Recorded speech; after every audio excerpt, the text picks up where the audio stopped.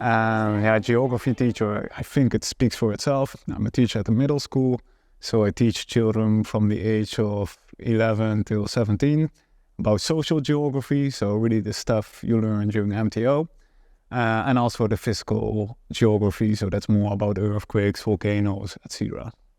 Here in Nijmegen, we are now in my classroom. This is my classroom. And I teach at the Canisius College, which is a school for MAVO, AVO, VWO. So that's basically all educational levels. From physical geography to start with, I taught mainly about water, so the water cycle, about sustainability. So from all different perspectives. So A, what is climate change? How does it happen, etc. And B, what we can do as humans. So that's also a bit overlapping with MTO. So you have to learn that and also work on how students learn themselves, because lecturing is one thing. That's one type of learning, but it's even better if a student learns by him or herself. So that they ask questions and that they think about stuff instead of that I'm only sending things. And I think that's also a thing that I kind of learned actually during Concepts and Approaches. I don't know, at the high school, often books write things in such a way that there is a single truth. But yeah, during Concepts and Approaches, we were already learning that that is not always the case, that you can look in a different way to certain topics. And I also noticed that when I teach, that when I tell something, that I have 30 students in my class that might all have a different view on the subject matter.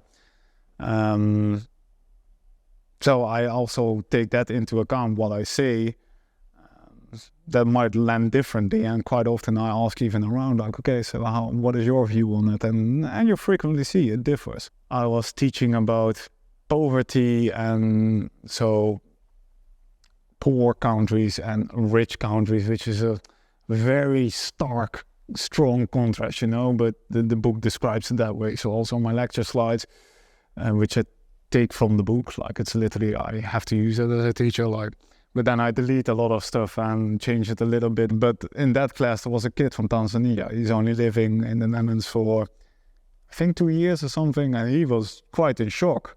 I lived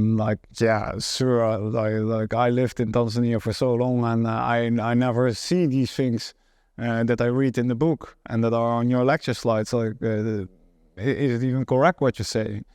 And then I invited him actually to tell a bit about his perspective, how he experienced stuff. And that was also a very, very valuable contribution for the class.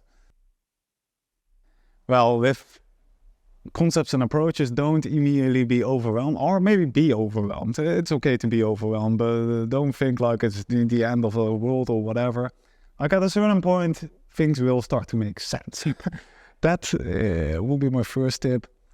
Secondly, I think during the masters, during MTO, there's a lot of space for your own ideas, for your own projects.